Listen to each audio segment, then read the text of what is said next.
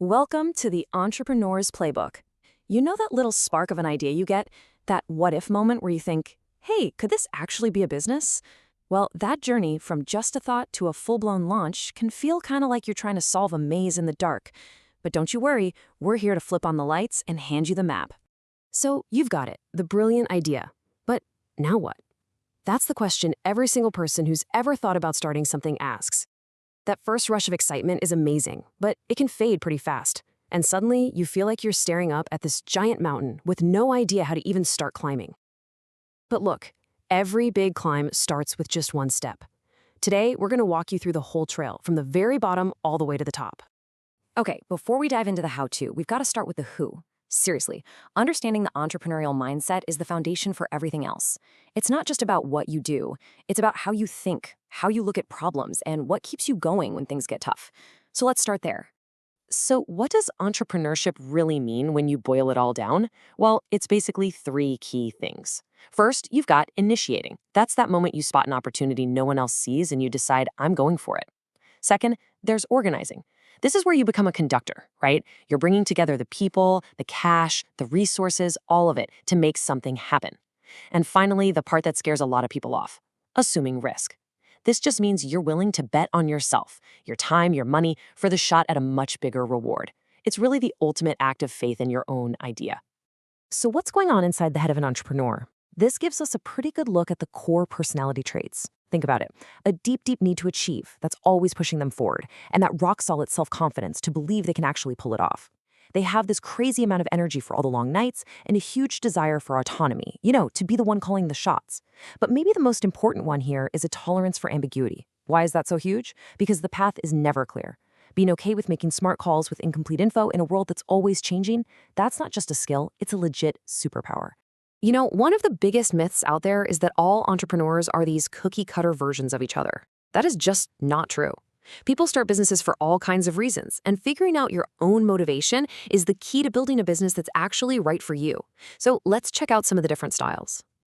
Okay, this chart here breaks down 5 totally different styles of entrepreneurs. As I go through them, see if one of them sounds a little familiar. First up, we've got the idealists. These are the mission-driven folks. They want to make a difference, and their business is how they do it. Think of someone starting like an ethical clothing brand.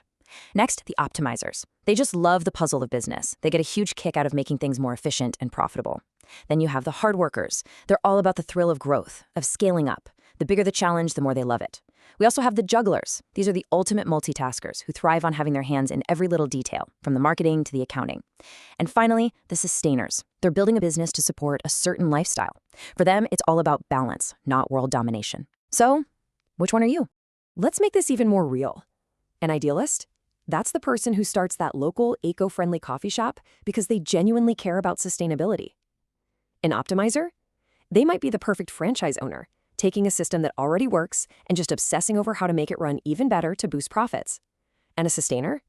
That could be the freelance web designer who intentionally keeps their client list from getting too big so they have plenty of time for their family and hobbies. See? It's all about matching the business to what you really want out of life. All right, so now that we've talked about the who and the why, let's get into the how. We're shifting gears from mindset to mechanics. This right here is the Startup Playbook, your essential step-by-step guide to making your vision a reality. Here it is, the 4-step roadmap that pretty much every successful entrepreneur follows. First, obviously, it all starts with the idea. Second, you make that idea real on paper with a business plan. Third, you build a protective wall around yourself by choosing the right legal structure. And fourth, you get the fuel for your rocket ship by arranging financing. Now, financing is a whole other beast, right? We could do an entire series on just that. But for now, we're going to focus in and really break down those super important first steps, the planning and the legal stuff. Step 2, the business plan, is non-negotiable. Seriously, think of it like the blueprint for a house. It forces you to think through all the critical details. Who exactly are your customers? Who are you really competing against? How are you actually going to make money? And what are some honest-to-goodness financial projections? And just as important, it makes you identify the risks before they happen so you can plan for them. This document isn't just some homework assignment. It's your #1 tool for convincing other people, especially investors, that your dream is actually a solid bet. Okay, moving on to step 3, choosing your legal structure. I know, this sounds like the boring part, but trust me, you cannot skip this. Why? Because this decision creates a legal shield, a firewall between your business's money and your personal money. If you get this wrong and the business goes under, your car or even your house could be at risk. It is that important. The two most common ways to start out are sole proprietorship and a partnership. A sole proprietorship is the simplest. It's just you. It's super easy to set up. But, and this is a really big but, it comes with something called unlimited liability. That means if the business owes money, creditors can legally come after your personal stuff. A partnership is pretty similar, just for 2 or more people, and it usually carries that same personal risk for the partners. Getting this concept is absolutely key to protecting yourself. All right, we've covered the core ideas. Now, let's talk about how you put it all together to prove you know your stuff.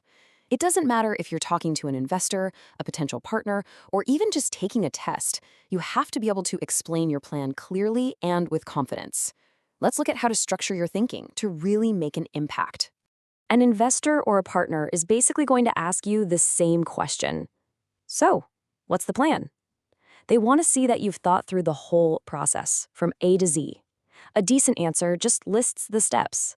A great answer shows you understand why each of those steps is so important. Okay, here's the pro tip for getting full marks. First, you just list out those 4 core steps: idea, plan, legal structure, and financing. Simple. Second, when you get to the business plan, don't just say write a plan. You need to detail its key parts, like identifying your target market and showing realistic financial projections. Third, and this is the secret sauce, explain why each step matters. A business plan isn't just a paper, it's a tool for managing risk. Finally, use the right language. Using terms like sole proprietorship correctly shows you've got a deep, practical understanding, and that's what gives people real confidence in you. And you know, all this brings us to the most important point of all, which the founder of Atari said perfectly. You can have the world's best business plan, the perfect legal setup, but none of it means a thing without action. The idea and the hustle, that's the engine. All this planning we've talked about, that's the steering wheel. This playbook isn't just theory, it's a launch pad designed to give you the confidence to take that first, absolutely crucial step. So we'll end with this thought.